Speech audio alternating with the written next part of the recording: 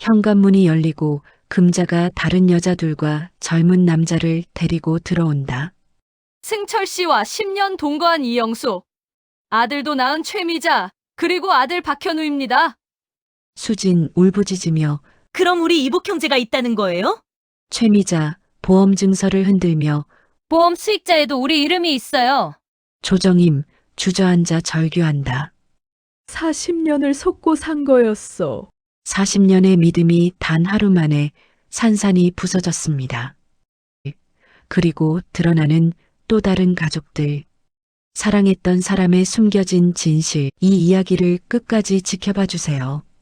구독과 좋아요, 그리고 댓글은 다음 반전의 문을 여는 열쇠가 됩니다.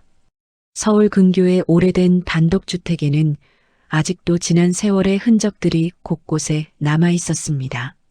마당 한편에 심어진 감나무는 이제 굵직한 가지를 뻗으며 집 전체를 품어 안고 있었고, 대문 앞에는 남편이 직접 심었던 철쭉이 해마다 붉은 꽃을 피워내고 있었죠. 조정임은 이 집에서 40년을 살았습니다. 29에 시집와서 이제 70이 되도록 이 집은 그녀에게 세상 전부였습니다. 새벽 5시 반, 조정임은 어김없이 잠에서 깼습니다. 긴 세월 동안 몸에 밴 습관이었죠.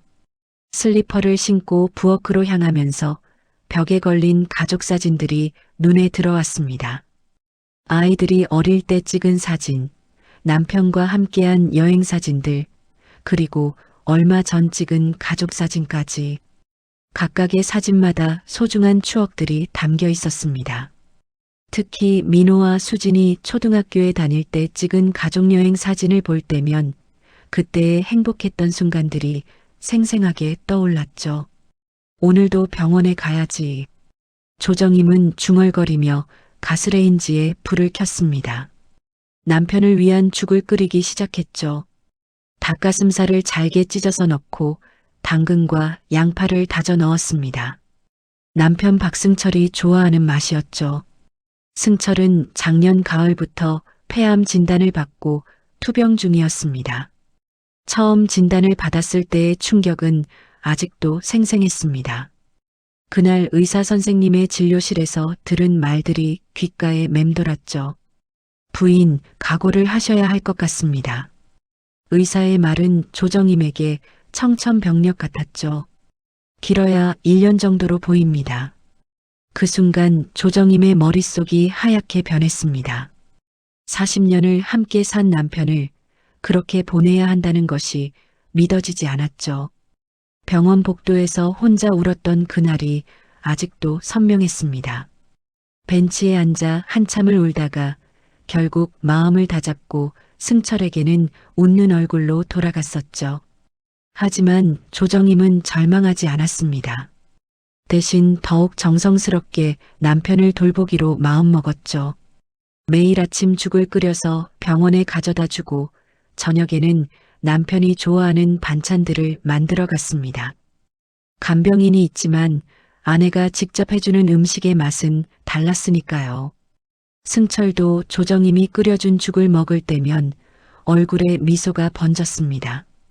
역시 우리 여보가 끓인 죽이 제일 맛있어라고 말하는 승철을 보면 조정임은 뿌듯함과 동시에 가슴이 아팠죠. 죽이 끓고 있는 동안 조정임은 마당으로 나갔습니다. 아침 공기가 차가웠지만 상쾌했죠. 화분들에 물을 주면서 하나하나 살펴봤습니다. 남편이 키우던 장미꽃이 새순을 틔우고 있었고 작년에 심은 국화도 건강하게 자라고 있었습니다. 여보가 보면 좋아할 텐데. 조정임은 미소를 지었습니다. 이 모든 것들이 남편과 함께 가꾼 추억의 산물이었죠. 승철은 정년퇴직 후에 화초 기르는 것을 취미로 삼았는데 매일 아침 마당에서 꽃들을 돌보는 모습이 참 보기 좋았었습니다.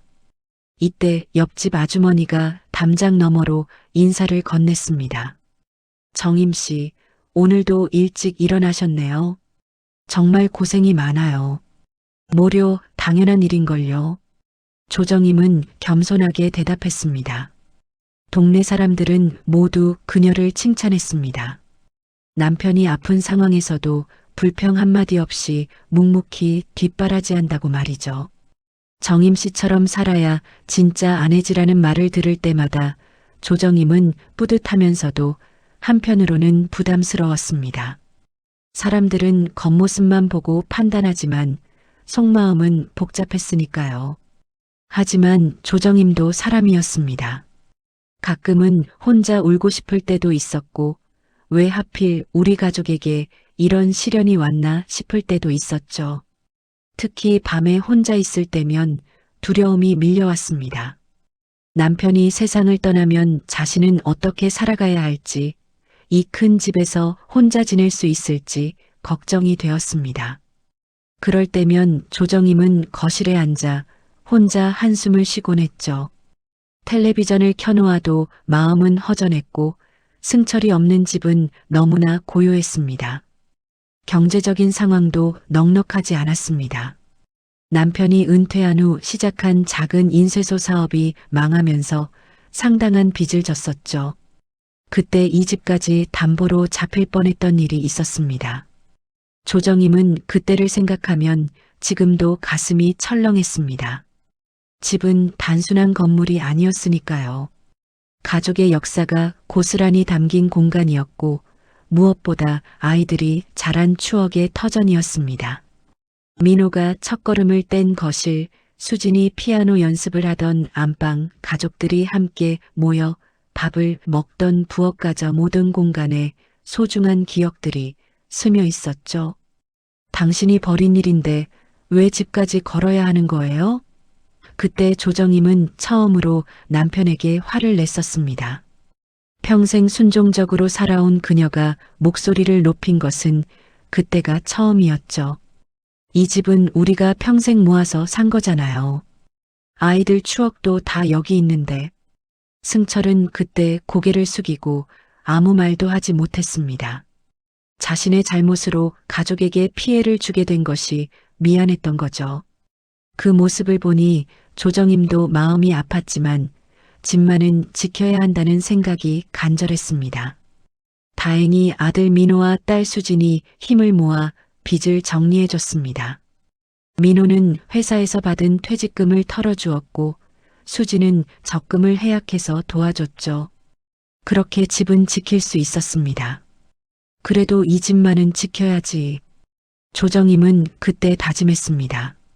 이 집은 단순한 부동산이 아니라 가족의 뿌리였으니까요. 아이들에게도 언젠가는 물려줘야 할 소중한 유산이었죠. 죽이 다 끓자 조정임은 보온병에 담았습니다. 그리고 남편이 좋아하는 김치와 젓갈도 작은 용기에 담았죠. 가방을 챙기고 집을 나서는데 문득 현관 거울에 비친 자신의 모습을 보게 되었습니다.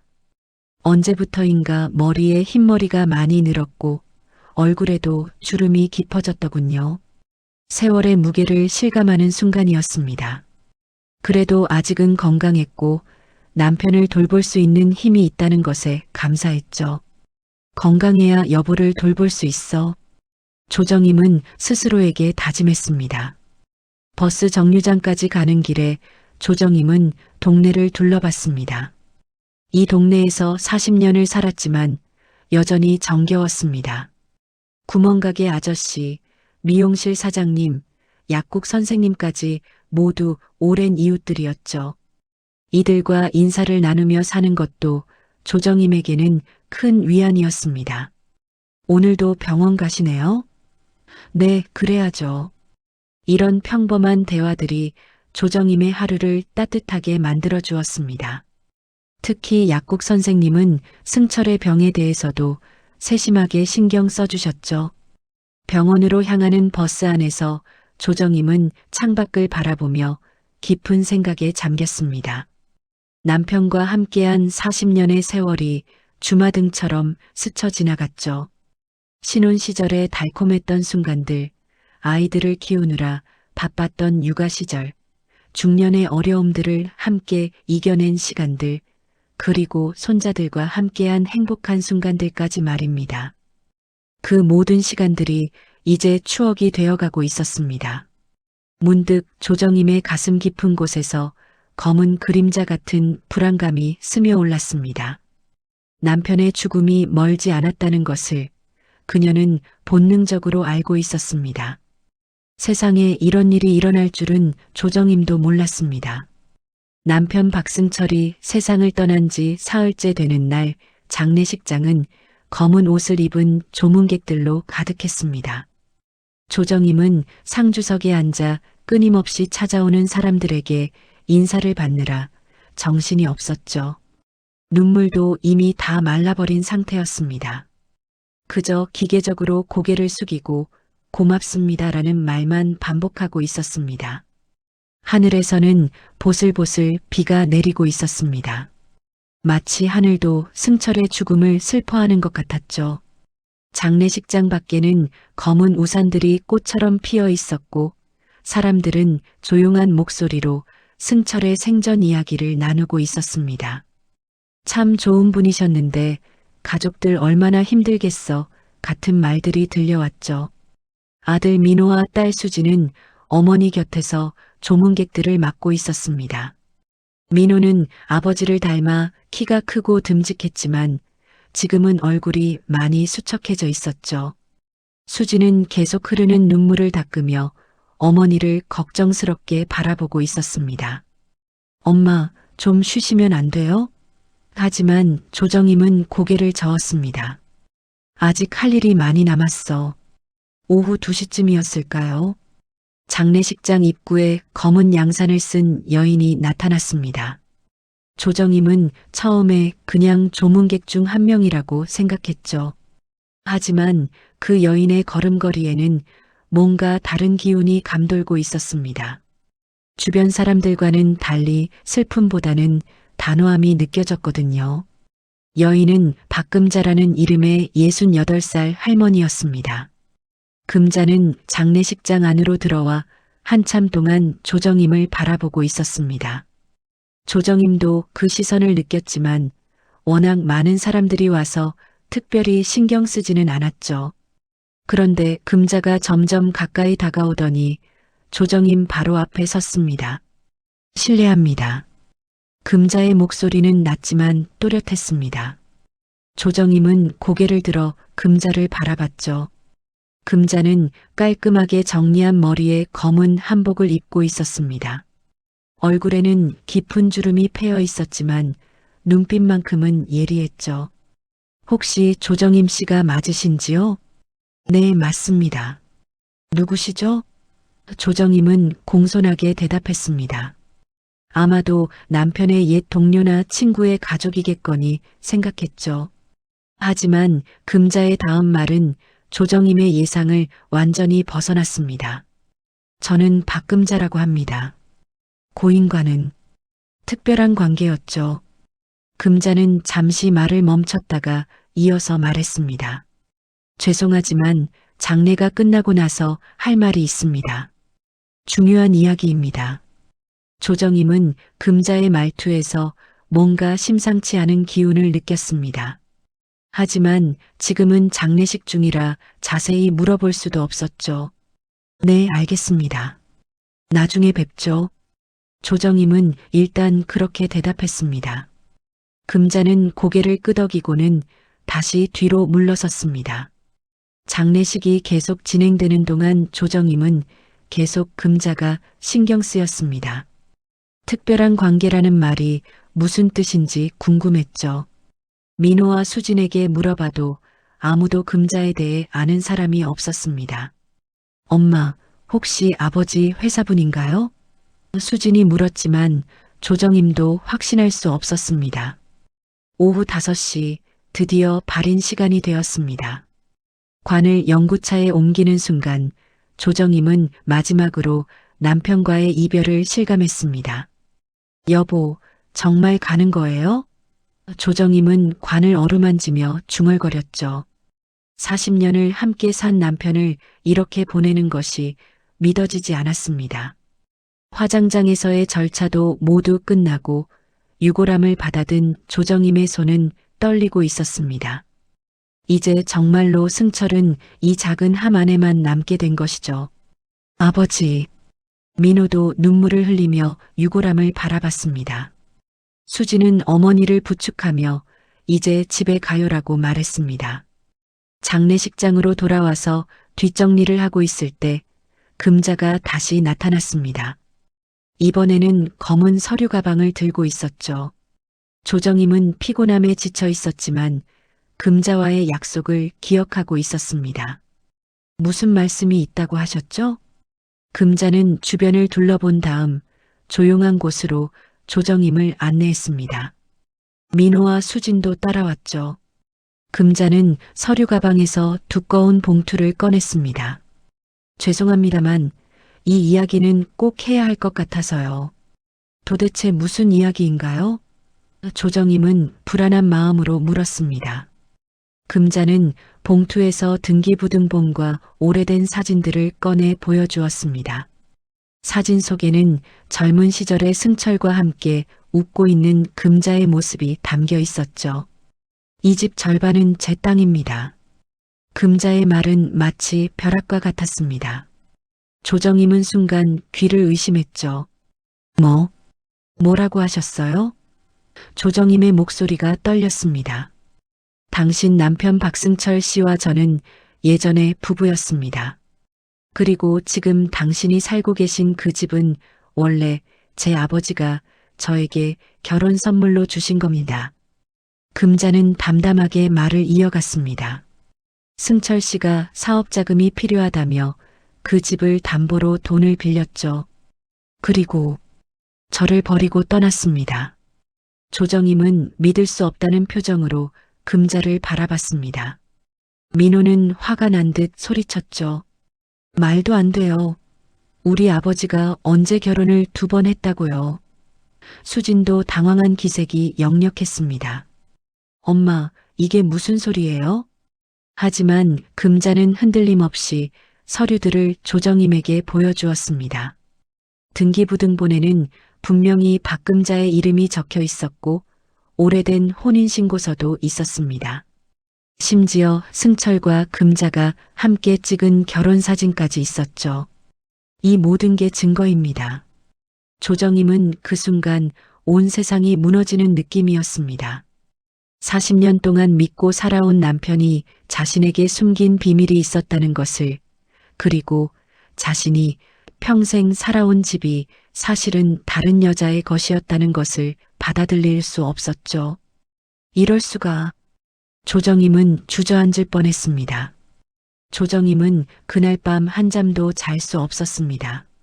침대에 누워 천장을 바라보며 금자의 말들을 되새기고 또 되새겼죠. 이 집 절반은 제 땅입니다. 그 말이 머릿속에서 맴돌며 떠나지 않았습니다. 40년 동안 자신이 알고 있던 남편 박승철은 도대체 누구였을까요? 새벽 5시가 되어서야 간신히 잠이 들었지만 악몽에 시달렸습니다.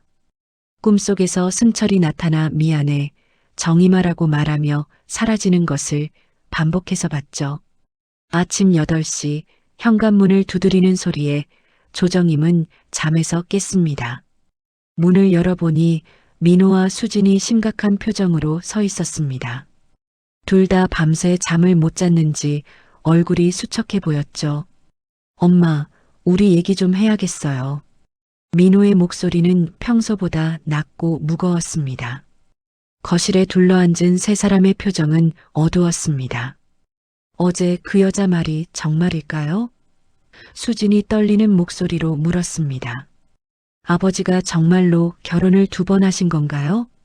조정임도 모르겠다고 대답할 수밖에 없었습니다.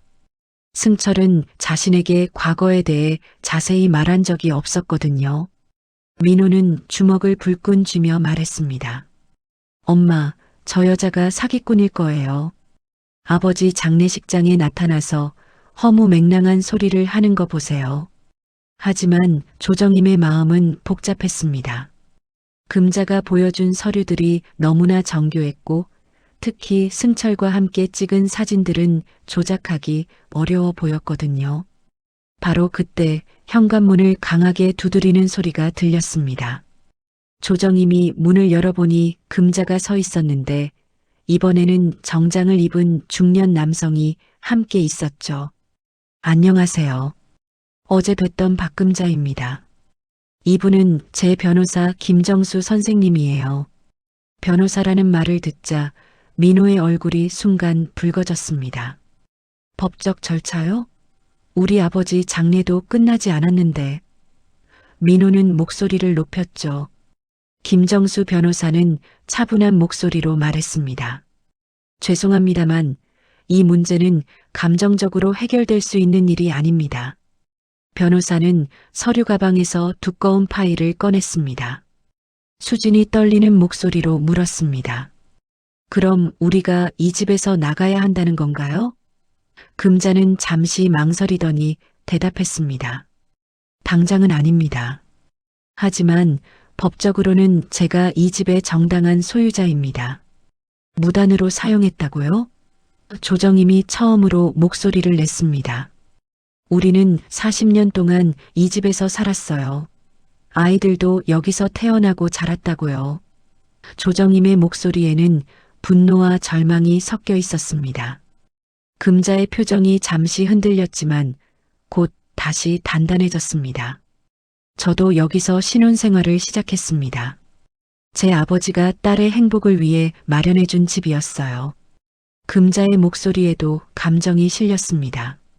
그런데 박승철 씨는 사업 자금이 필요하다며 이 집을 담보로 돈을 빌리고는 어느 날 갑자기 사라졌습니다. 변호사가 서류를 펼쳐 보이며 설명했습니다. 여기 보시면 1975년에 작성된 증서가 있습니다. 박금자 씨의 아버지가 딸의 결혼을 축하하며 이 집을 증여한다는 내용입니다. 민호는 서류를 빼앗아 자세히 들여다봤습니다. 이게 진짜라는 거예요? 그럼 우리 엄마와 아버지 결혼은 뭐예요? 수진이 울먹이며 물었습니다. 중혼이라는 거예요? 변호사는 고개를 끄덕였습니다. 법적으로는 그렇습니다. 박승철 씨는 박금자 씨와의 이혼 절차를 밟지 않고 조정임 씨와 재혼한 것으로 보입니다. 그 순간 조정임의 세상이 완전히 무너졌습니다. 자신의 결혼이 법적으로 무효라는 것, 40년 동안 살아온 집이 다른 여자의 것이라는 것을 받아들일 수 없었죠. 이럴 수가 있나요? 조정임은 바닥에 주저앉을 뻔했습니다. 민호는 완전히 화가 나서 소리쳤습니다. 아니에요. 우리 아버지는 그런 사람이 아니었어요. 하지만 금자는 냉정하게 대답했습니다. 당신들이 알던 박승철과 제가 알던 박승철은 다른 사람인가 봅니다. 그때 금자가 가방에서 오래된 사진 한 장을 더 꺼냈습니다. 그 사진을 보는 순간 조정임은 숨이 멎는 듯 했습니다. 젊은 승철이 금자와 함께 이 집 마당에서 웃고 있는 모습이었거든요. 그것도 조정임이 아직 심지도 않았던 감나무 앞에서 말이죠. 이 사진은 1976년에 찍은 겁니다. 우리가 신혼일 때요. 금자의 말에 조정임은 더 이상 할 말이 없었습니다. 사진 속 승철의 미소는 자신이 알던 그 미소와 똑같았고 심지어 그가 입고 있던 옷도 나중에 조정임에게 보여준 적이 있는 옷이었죠. 수지는 엄마를 부축하며 울음을 터뜨렸습니다. 엄마, 이게 무슨 일이에요? 민호도 분노보다는 당황스러움이 앞섰습니다. 아버지에 대한 모든 기억이 흔들리고 있었거든요. 변호사는 시계를 보더니 말했습니다.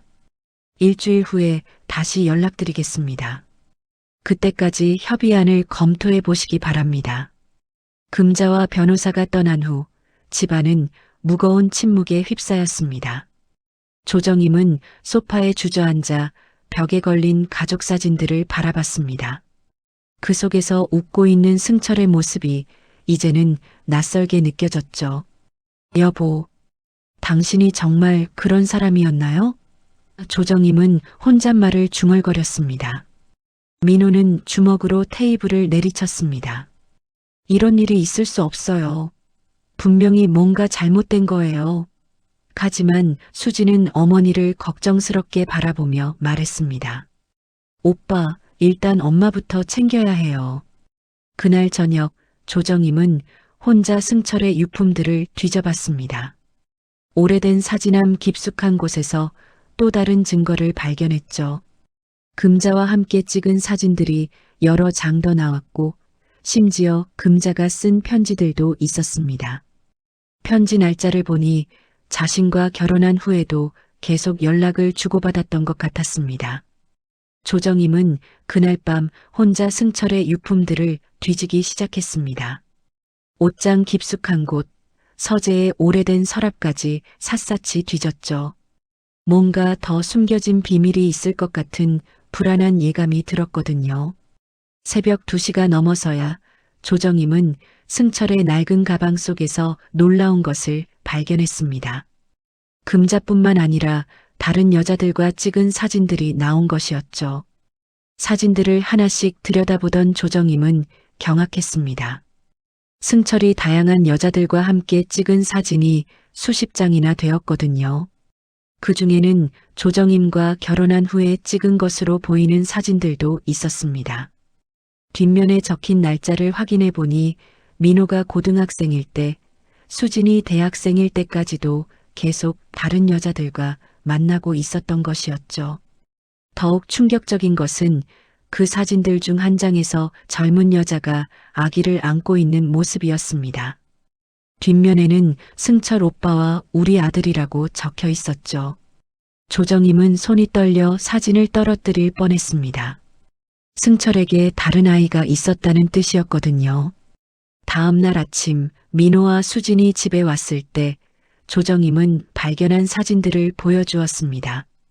어젯밤에 아버지 유품에서 이런 것들을 찾았어. 아이들은 사진을 보더니 믿을 수 없다는 표정을 지었죠. 민호는 사진을 집어던지며 소리쳤습니다. 이런 일이 있을 수 없어요. 아버지는 그런 분이 아니었다고요. 하지만 증거는 너무나 명확했습니다. 수지는 아기를 안고 있는 여자의 사진을 들여다보며 떨리는 목소리로 말했습니다. 엄마, 이 아이가 우리 이복 형제라는 건가요? 조정임도 답할 수 없었습니다. 40년 동안 알고 지낸 남편이 완전히 다른 사람처럼 느껴졌거든요. 그때 현관문에서 초인종이 울렸습니다. 금자가 다시 찾아온 것이었는데 이번에는 변호사 대신 다른 사람들과 함께 왔습니다. 중년 여성 2명과 젊은 남성 1명이었죠. 금자는 의기양양한 표정으로 말했습니다. 오늘은 증인들을 데려왔어요. 박승철 씨의 다른 가족들이에요. 조정임은 아연실색했습니다. 다른 가족이라니요? 금자가 데려온 중년 여성 중 1명이 앞으로 나섰습니다. 안녕하세요. 저는 이영숙이에요. 승철 씨와 10년 동안 동거했던 사이입니다. 다른 여성도 자신을 소개했습니다. 저는 최미자예요. 승철 씨와 5년 동안 만났고 아들도 낳았어요. 젊은 남성이 조심스럽게 말했습니다. 저는 박승철 씨의 아들 박현우입니다. 올해 26이에요. 민호는 믿을 수 없다는 표정으로 현우를 바라봤습니다. 나이를 따져보니 민호가 고등학생일 때 태어난 셈이었죠. 금자는 조정임을 바라보며 냉소적으로 말했습니다. 이제 아시겠어요? 박승철이라는 남자가 어떤 인간이었는지. 당신만 속인 게 아니에요. 우리 모두를 속였던 거죠. 이영숙도 고개를 끄덕이며 말했습니다. 승철 씨는 저에게도 당신과 헤어졌다고 거짓말했어요. 최미자는 가방에서 통장을 꺼내 보여주었습니다. 승철 씨가 저희 아들 양육비로 매달 보내준 돈이에요. 죽을 때까지 보내주셨죠. 조정임은 그 통장을 보며 더욱 큰 충격을 받았습니다. 가게가 어려웠던 시기에도 승철이 다른 곳에 돈을 보내고 있었던 것이었거든요. 수진이 울먹이며 물었습니다. 그럼 아버지는 우리한테만 거짓말을 하신 건가요? 현우가 조심스럽게 대답했습니다. 저희도 아버지가 다른 가족이 있다는 걸 알고 있었어요. 하지만 아버지가 부탁하셔서 비밀로 해달라고 하셨거든요. 민호는 완전히 화가 나서 현우에게 소리쳤습니다. 그럼 왜 이제 와서 나타나는 거예요? 아버지 장례식 때는 어디 있었어요? 현우는 고개를 숙이며 말했습니다. 저희도 가고 싶었어요. 하지만 정식 가족이 아니라서. 금자는 다시 서류들을 꺼내며 말했습니다. 이제 이 집 문제를 다시 논의해 봐야겠네요. 박승철 씨의 재산을 모든 가족이 나눠 가져야 한다고 생각해요. 이영숙도 동조했습니다. 맞아요. 우리도 승철 씨와 오랫동안 함께 살았으니까 권리가 있어요. 조정임은 온몸이 떨렸습니다. 그럼 이 집을 팔아서 나눠 가지자는 말이에요? 최미자가 고개를 끄덕였습니다. 현우가 대학 등록금도 필요하고 저희도 살 곳이 필요해요. 이게 가장 공평한 방법이라고 생각해요. 민호는 주먹을 쥐고 떨었습니다. 말도 안 돼요. 우리가 40년 동안 산 집인데. 하지만 현우가 조용히 말했습니다. 형님, 저희도 아버지의 자식이에요. 법적으로 상속권이 있다고 변호사 선생님이 그러셨어요. 그때 이영숙이 핸드폰을 꺼내며 말했습니다. 혹시 모르니까 증거를 더 보여드릴게요. 핸드폰에는 승철이 이영숙의 집에서 생활하는 영상들이 저장되어 있었습니다. 조정임이 병원에 있는 줄 알았던 날들에 승철은 다른 여자와 함께 있었던 것이었죠. 수지는 영상을 보며 엄마를 걱정스럽게 바라봤습니다. 엄마, 괜찮으세요? 조정임은 이미 말문이 막힌 상태였습니다. 40년간 믿고 살아온 모든 것이 거짓이었다는 사실을 받아들이기 어려웠거든요. 금자는 마지막으로 폭탄 선언을 했습니다.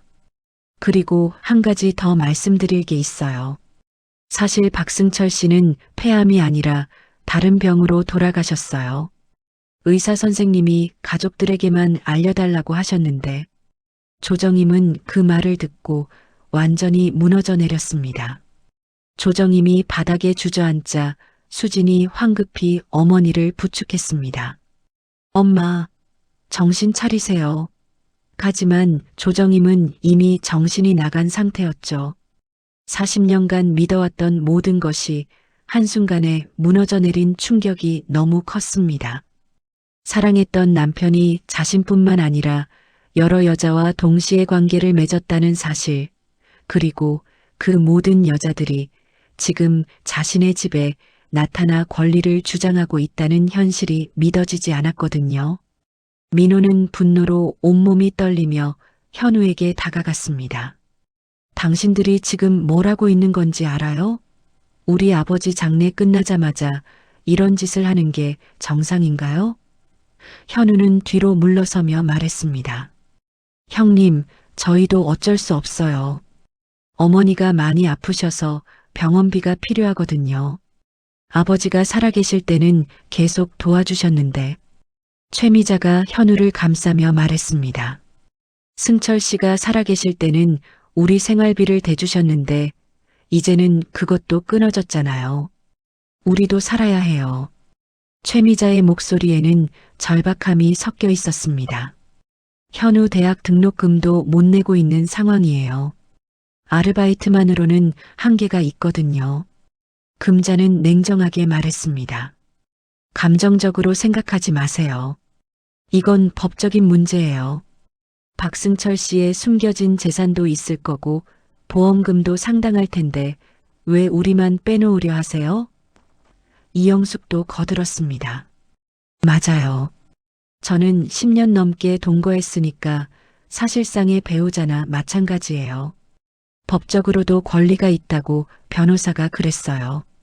수진이 울부짖으며 소리쳤습니다. 이게 말이 돼요?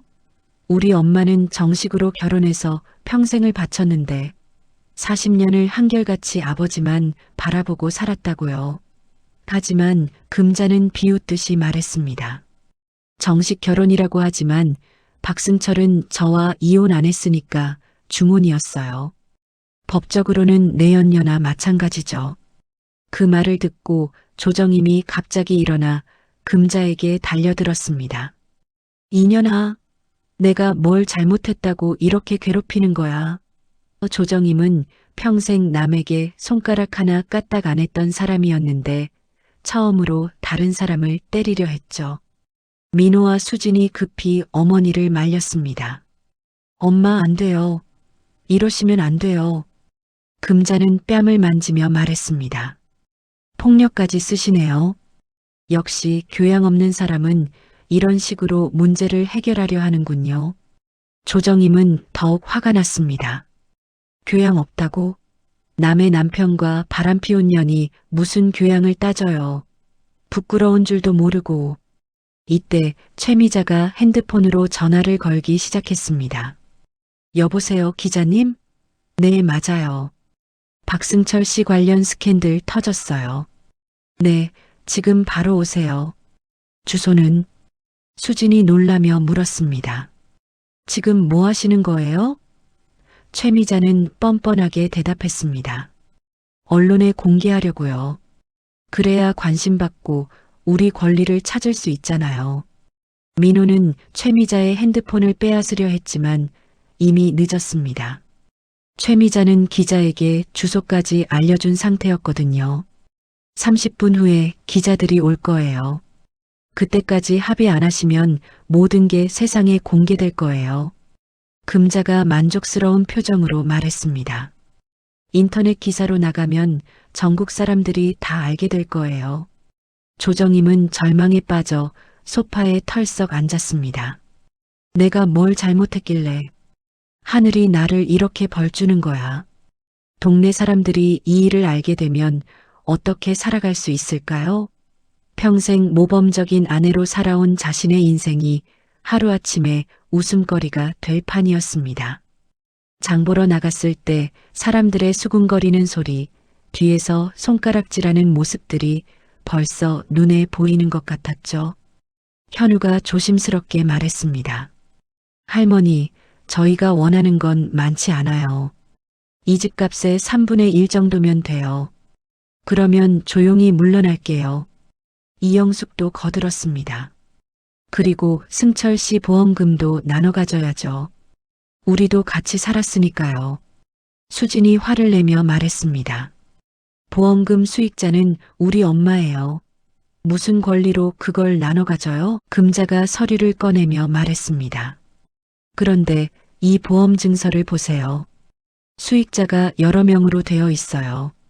조정임이 보험 증서를 받아보니 정말로 자신 외에 다른 이름들이 적혀 있었습니다. 이영숙과 최미자의 이름도 있었죠. 이럴 수가. 이것도 몰래 바꿔놨다는 건가요? 최미자가 추가로 설명했습니다. 승철 씨가 작년에 보험 수익자를 바꾸셨어요. 저희에게도 알려주시면서 걱정 말라고 하셨거든요. 조정임은 더욱 큰 배신감을 느꼈습니다. 남편이 병원에 입원해 있는 동안에도 다른 여자들을 챙기고 있었던 것이었죠. 민호는 주먹으로 벽을 쳤습니다. 아버지가 정말 이런 분이었어요? 우리를 이렇게까지 속이시면서 다른 여자들은 챙기셨다는 거예요? 수지는 울면서 말했습니다. 오빠, 이제 어떻게 해야 해요? 기자들까지 온다니. 우리 망신은 누가 감당해요? 이영숙이 시계를 보며 말했습니다. 이제 20분밖에 안 남았어요. 빨리 결정하세요. 협상하실 건지 아니면 모든 걸 세상에 공개할 건지. 최미자도 거들었습니다. 한번 기사화되면 돌이킬 수 없어요. 인터넷에 영원히 남을 거고 검색하면 계속 나올 거예요. 조정임은 머리를 감싸고 울었습니다. 내가 뭘 잘못했다고. 나는 그냥 남편 사랑하고 가정 지키려고 했을 뿐인데. 수진이 어머니를 안으며 말했습니다. 엄마 잘못 아니에요. 아버지가 잘못한 거죠. 우리를 이렇게 속이신 아버지가 나쁜 거예요. 그때 현관문에서 초인종이 울렸습니다. 벌써 기자가 온 것일까요? 민호가 문을 열어보니 동네 이장님이 서 있었습니다. 무슨 일로 이렇게 시끄러워요? 밖에서도 소리가 다 들려요. 이장님이 집안을 둘러보더니 놀란 표정을 지었습니다. 이게 무슨 상황이에요? 금자가 나서서 말했습니다. 이장님, 잘 오셨어요. 박승철 씨의 숨겨진 가족들이에요. 이제 유산 분할 문제를 논의하고 있어요. 이장님은 어리둥절한 표정으로 조정임을 바라봤습니다. 정임 씨, 이게 무슨 소리예요? 승철 씨한테 다른 가족이 있었다고요? 조정임은 고개를 들 수 없었습니다. 동네에서 가장 존경받던 자신이 이런 모습을 보이게 될 줄은 꿈에도 몰랐죠. 이장님은 상황을 파악하더니 금자에게 말했습니다. 이런 식으로 남의 집에 와서 난리를 치는 게 맞아요? 장례 끝나자마자 이런 일을 벌이다니요. 하지만 최미자가 핸드폰을 들어보이며 말했습니다. 기자님들이 벌써 동네 입구까지 왔어요. 곧 여기 도착할 거예요. 정말로 멀리서 카메라를 든 사람들이 이쪽으로 오고 있는 게 보였습니다. 이장님도 당황한 표정을 지었죠. 기자요? 이 동네에 기자가 왜 와요? 현우가 말했습니다. 할머니, 정말 마지막 기회예요. 지금 결정하지 않으면 모든 게 공개될 거예요. 조정임은 완전히 절망했습니다. 이제 정말 끝이라는 생각이 들었죠. 평생 쌓아온 명예와 체면이 하루아침에 무너지는 순간이었습니다. 조정임은 떨리는 손으로 휴대폰을 집어들었습니다. 알겠어요. 알겠다고요. 조정임의 목소리는 절망에 차 있었죠. 당신들이 원하는 대로 다 해줄게요. 그러니까 제발 기자들은 돌려보내주세요. 금자는 만족스러운 표정을 지으며 고개를 끄덕였습니다. 현명한 선택이에요. 최미자가 급히 기자에게 전화를 걸었습니다. 아, 기자님? 상황이 정리됐어요. 오늘은 오지 마세요. 네, 다음에 연락드릴게요. 전화를 끊고 최미자는 조정임을 바라보며 말했습니다. 다행히 아직 동네 입구에 있어서 돌려보낼 수 있었어요. 하지만 약속 안 지키시면 언제든 다시 부를 수 있어요. 수진이 어머니의 손을 잡으며 울었습니다. 엄마, 이러시면 안 돼요. 우리 집까지 빼앗길 거예요. 하지만 조정임은 이미 모든 걸 포기한 상태였습니다. 집이 뭐가 중요해. 이제 동네에서 어떻게 살겠어. 모든 사람이 우리를 손가락질할 텐데. 이장님이 황당한 표정으로 말했습니다. 정임 씨, 정말 이런 일이 있었던 거예요? 승철 씨가 그런 분이었나요? 조정임은 고개를 숙인 채 대답했습니다. 저도 오늘 처음 알았어요. 40년을 속고 산 거였어요. 이장님의 눈에도 동정의 빛이 어렸습니다. 금자가 서류를 펼쳐놓으며 말했습니다. 자, 그럼 이제 구체적으로 논의해 봅시다. 이 집 현재 시세가 3억 원 정도 되죠? 민호가 펄쩍 뛰며 말했습니다. 3억이요? 이 집은 최소 5억은 돼요. 하지만 이영숙이 핸드폰을 보여주며 말했습니다. 인근 부동산에서 확인해 봤는데 3억 5천 정도가 최고예요. 현우가 계산기를 꺼내며 말했습니다. 그럼 3억 5천만 원을 5명이 나눠 가지면 한 명당 7천만 원씩이네요. 수진이 놀라며 소리쳤습니다. 5명이요?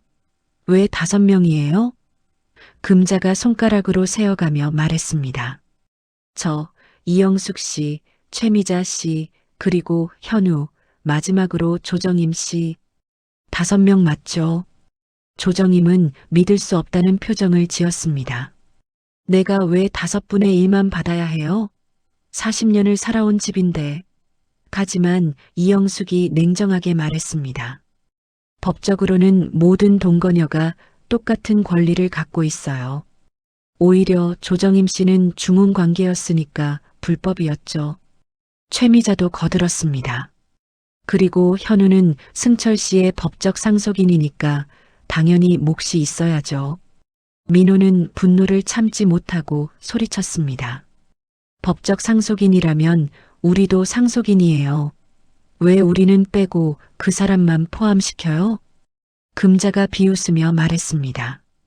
당신들 부모의 결혼이 무효라면 당신들도 법적으로는. 금자가 말을 끝내지 못했지만 그 의미는 분명했습니다. 수진이 울부짖었습니다. 그럼 우리는 뭐예요? 사생아라는 거예요? 이장님이 화를 내며 말했습니다. 이건 너무 심한 거 아니에요? 그 사람들이 40년을 산 집에서 이런 식으로 하다니요. 하지만 금자는 시큰둥하게 말했습니다. 감정적으로 생각하지 마세요. 이건 법의 문제예요. 그때 조정임이 갑자기 일어나서 방으로 들어갔습니다. 잠시 후 승철의 유품 상자를 들고 나왔죠. 여기 있어요. 조정임은 상자에서 통장들을 꺼냈습니다. 여보가 숨겨놓은 돈들이에요. 3천만 원 정도 있을 거예요. 현우의 눈이 반짝였습니다. 그럼 그것도 나눠야죠. 최미자도 흥미진진한 표정을 지었습니다. 3천만 원이면 한 명당 600만 원씩이네요. 조정임은 허탈하게 웃었습니다. 가져가세요. 다 가져가요. 이제 남은 게 뭐가 있어요? 수진이 엄마를 말렸습니다. 엄마, 그러지 마세요. 그 돈은 엄마가 쓰셔야 해요. 하지만 조정임은 고개를 저었습니다. 소용없어. 어차피 다 빼앗길 건데. 민호도 절망적인 표정으로 말했습니다. 엄마, 우리가 어떻게 살아요? 집도 없고 돈도 없으면. 이영숙이 조정임을 바라보며 말했습니다. 조정임 씨, 너무 절망하지 마세요. 7천만 원이면 작은 아파트 하나 정도는 살 수 있어요. 하지만 조정임에게는 집값 문제가 아니었습니다. 평생의 추억이 담긴 공간을 잃는다는 것이 더 큰 문제였죠. 금자가 시계를 보며 말했습니다. 오늘은 원칙적인 합의만 하고 내일 공인중개사 사무소에서 정식으로 절차를 밟아요. 최미자도 동의했습니다. 네, 빨리 처리해야 우리도 각자 생활 정리할 수 있어요. 이장님이 한숨을 쉬며 말했습니다. 정임 씨, 정말 안 됐어요. 이런 일이 있을 줄은 몰랐네요. 조정임은 고개를 들지 못했습니다. 이장님, 앞으로 동네에서 어떻게 살아야 할지 모르겠어요. 사람들이 모두 저를 손가락질할 거예요. 현우가 조심스럽게 말했습니다. 할머니, 저희도 원해서 이런 일이 생긴 건 아니에요. 하지만 저희도 살아야 해요. 조정임은 현우를 바라보며 말했습니다. 내 아버지를 정말 사랑했니? 현우는 잠시 망설이다가 대답했습니다. 네, 아버지는 저에게 정말 좋은 분이셨어요. 수진이 현우에게 화를 내며 말했습니다. 좋은 분이라고요? 우리 가족을 이렇게 속인 분이 좋은 분이에요? 하지만 현우는 차분하게 말했습니다. 누나도 아버지를 사랑하셨잖아요. 저도 마찬가지예요. 그 말에 수진은 할 말을 잃었습니다. 금자가 마지막으로 말했습니다. 그럼 내일 오전 10시에 부동산에서 만나요. 모든 서류 준비해 오세요. 이영숙과 최미자, 현우가 일어나 집을 나가려 할 때 조정임이 마지막으로 물었습니다. 정말 여보를 사랑했어요? 금자는 잠시 머뭇거리다가 대답했습니다. 미안해요. 하지만 이제는 살아야 해요. 그들이 모두 떠나고 나서 집안은 무거운 침묵에 휩싸였습니다. 조정임은 소파에 앉아 빈 집을 바라봤습니다. 내일이면 이 집도 더 이상 자신의 것이 아니게 될 것이었죠. 이장님이 조정임의 어깨를 토닥이며 말했습니다. 정임 씨, 힘내세요. 동네 사람들은 다 정임 씨 편이에요. 하지만 조정임은 이미 모든 희망을 잃은 상태였습니다. 다음 날 오전, 조정임은 한잠도 자지 못한 채로 부동산 사무소로 향했습니다. 거울을 보니 하룻밤 사이에 얼굴이 몰라보게 늙어 보였죠.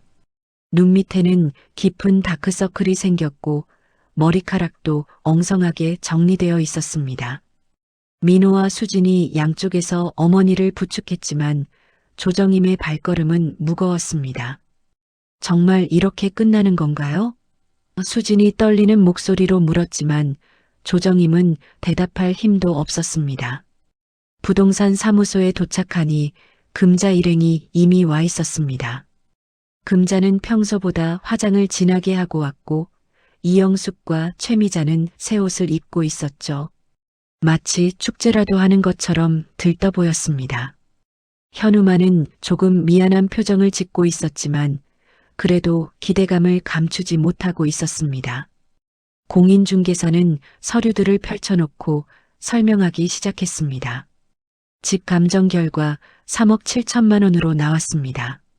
각자 7,400만 원씩 받으시면 됩니다. 조정임은 그 금액을 듣고 한숨을 쉬었습니다. 40년의 세월과 추억이 고작 7천만 원으로 정리되는 것이었죠. 아이들을 키우며 웃고 울었던 그 모든 시간들이 숫자로만 계산되고 있었습니다. 금자가 서류에 사인하라고 촉구했습니다. 빨리 끝내요.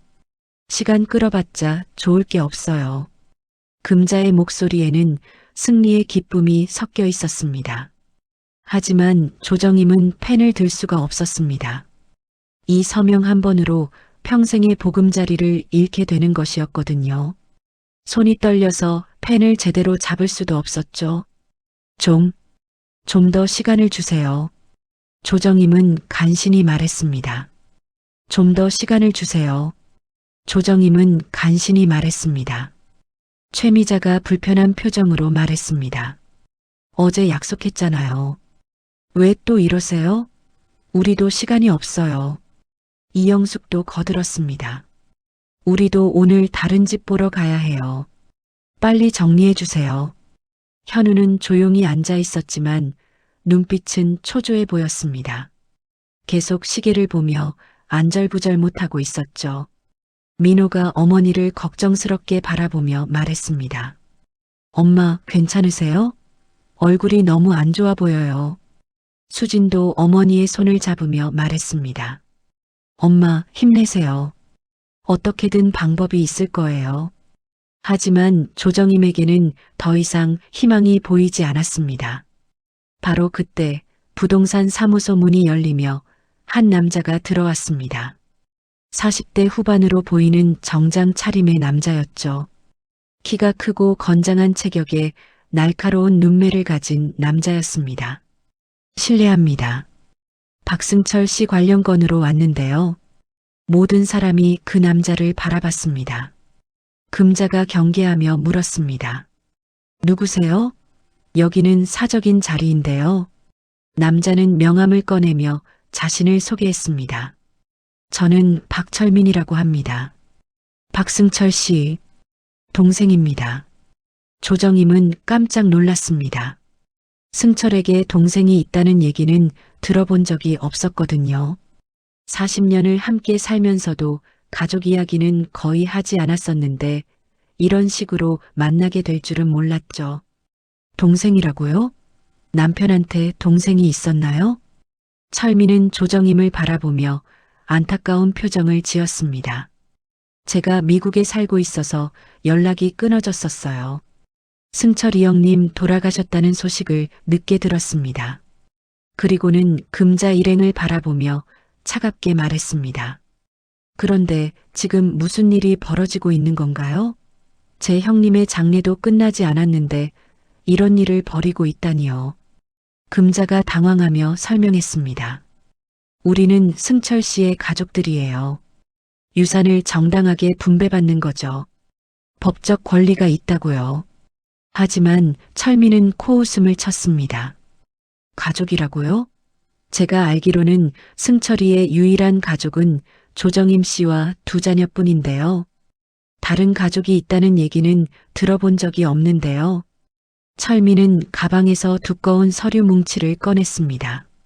제가 미국에서 변호사 일을 하고 있습니다. 승철이 형님의 유산 정리를 위해 관련 서류들을 조사해 봤는데요. 철민의 표정이 심각해졌습니다.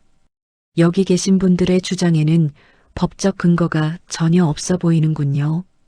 오히려 사기에 가깝다고 봅니다. 금자의 얼굴이 하얗게 변했습니다. 무슨 소리예요? 우리는 다 증거를 가지고 있어요. 서류도 있고 사진도 있다고요. 하지만 철민은 고개를 저었습니다. 박금자 씨, 당신과 승철이의 이혼은 1978년에 정식으로 완료됐습니다. 여기 이혼 확정 판결문이 있어요. 그 이후 승철이와 조정임 씨의 결혼은 완전히 합법이었어요. 이영숙이 당황하며 말했습니다. 그럼 우리가 동거한 거는 어떻게 되는 거예요? 10년 넘게 함께 살았는데요. 철민은 차분하게 대답했습니다. 동거만으로는 상속권이 발생하지 않습니다. 더욱이 승철이는 정식 혼인 상태였으니까 여러분과의 관계는 불륜 관계였을 뿐이죠. 법적으로는 아무런 권리가 없어요. 현우가 떨리는 목소리로 물었습니다. 그럼 저는 어떻게 되는 거예요? 저는 아버지 아들인데요. 아버지가 양육비도 보내주셨잖아요. 철민은 현우를 동정어린 눈으로 바라봤습니다. 안타깝지만 혼외자는 별도의 인지 절차를 거쳐야 상속권이 인정됩니다. 그런데 승철이가 당신을 법적으로 인지한 기록이 없어요. 호적에도 등재되어 있지 않고요.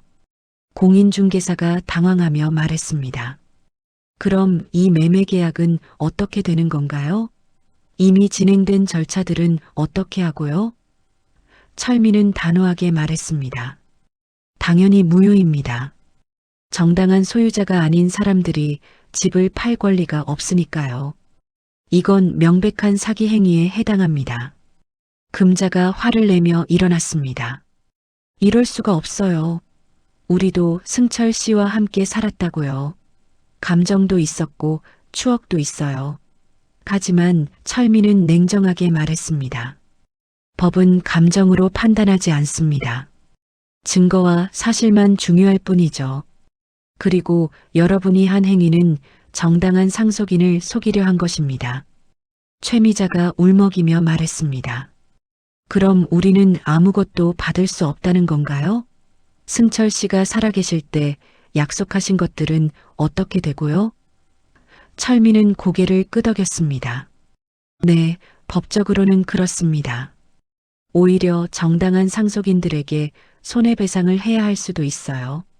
정신적 피해를 입혔으니까요.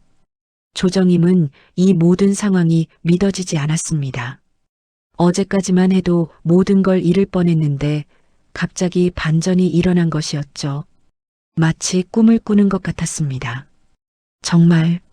정말 우리 집을 지킬 수 있는 건가요? 철민은 조정임의 손을 잡으며 말했습니다. 물론입니다. 이 집은 당연히 조정임 씨 것이에요.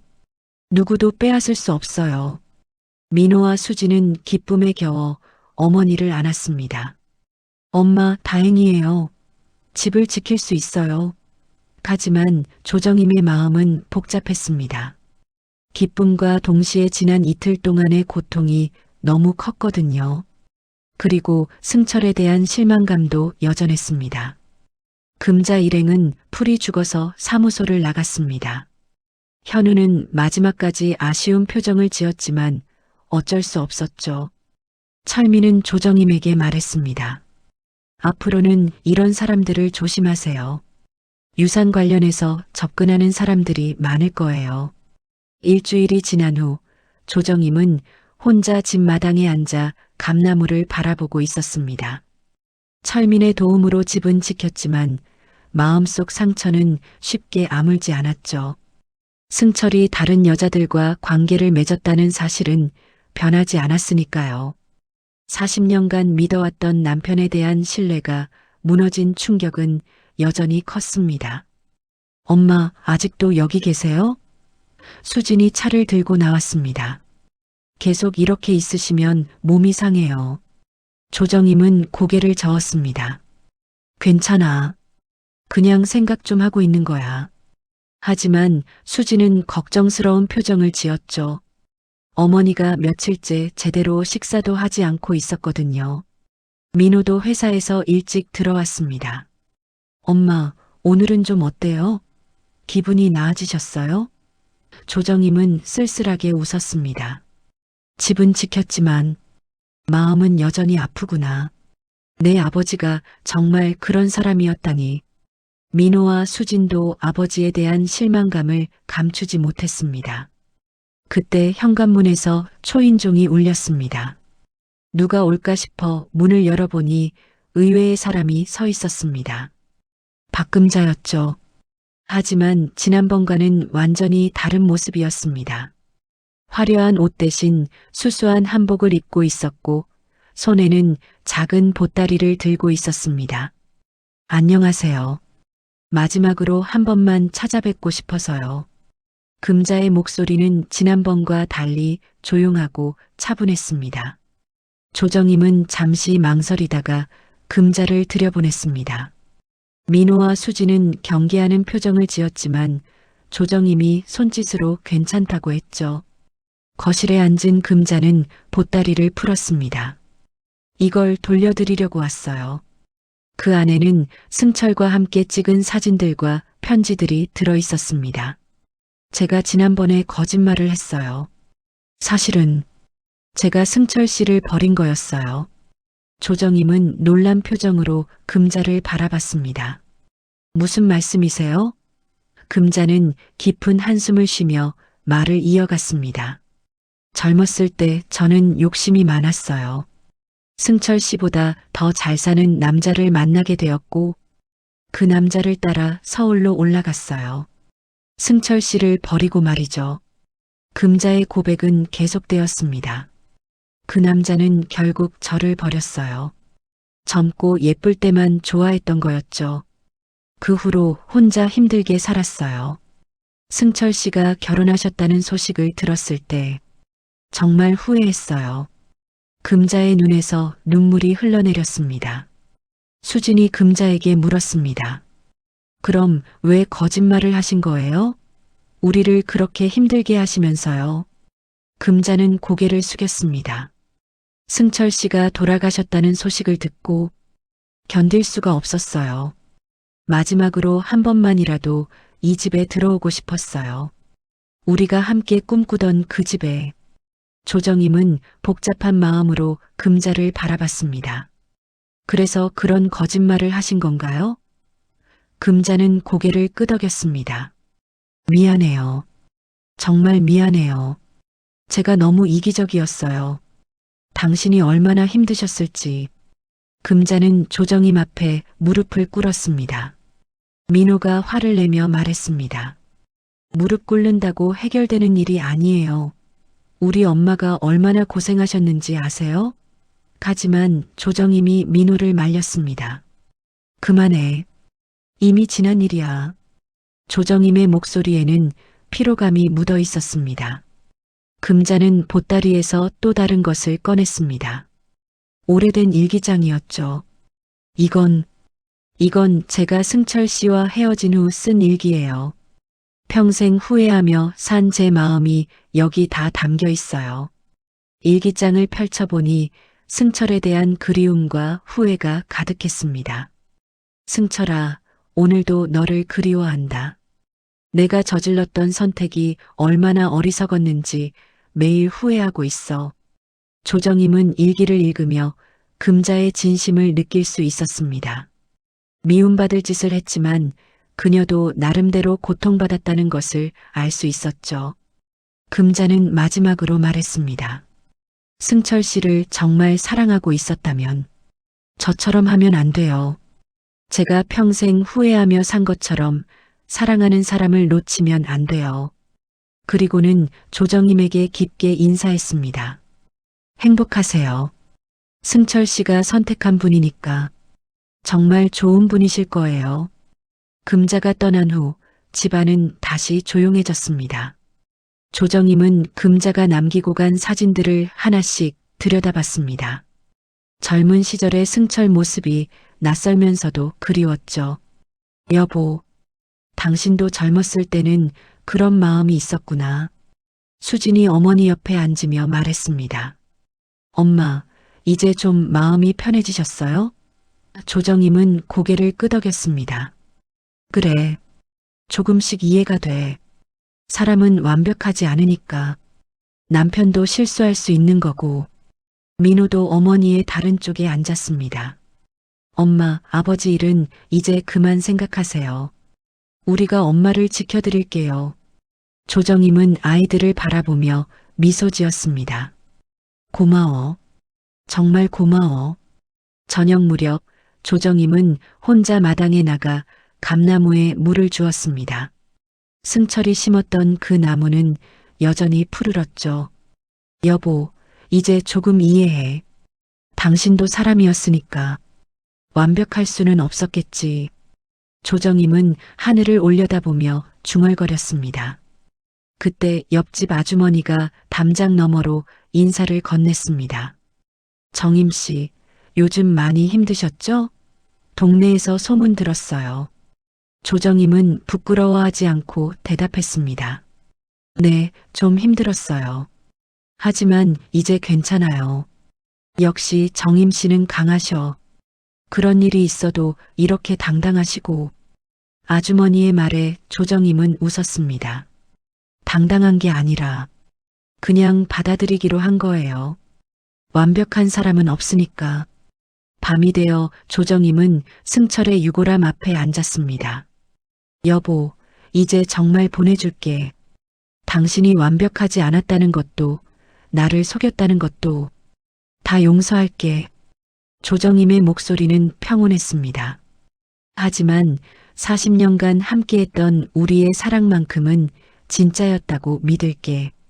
다음 날 아침 조정임은 오랜만에 일찍 일어나 정원을 가꾸기 시작했습니다. 새로운 꽃씨도 심고 시들어가던 화분들도 돌봤죠. 민호와 수진이 그런 어머니를 보며 안도의 한숨을 쉬었습니다. 엄마가 다시 예전 모습을 찾아가시는 것 같아. 수진이 민호에게 말했습니다. 그러게. 이제 정말 괜찮아지실 것 같아. 민호도 동의했죠. 조정임은 마당에서 꽃들을 돌보며 새로운 시작을 다짐했습니다. 과거의 상처는 잊고 남은 인생을 행복하게 살아가기로 말이죠. 미움만 안고 살기엔 인생이 너무 짧다는 것을 조정임은 이제야 깨달았습니다. 여러분, 오늘 이야기를 끝까지 보셨다면 아실 거예요. 사랑도 믿음도 한순간에 무너질 수 있다는 걸요. 이 다음엔 또 어떤 반전이 기다리고 있을까요? 구독과 좋아요, 그리고 댓글로 우리의 다음 이야기를 함께 만들어주세요. 끝까지 시청해주셔서 감사드립니다.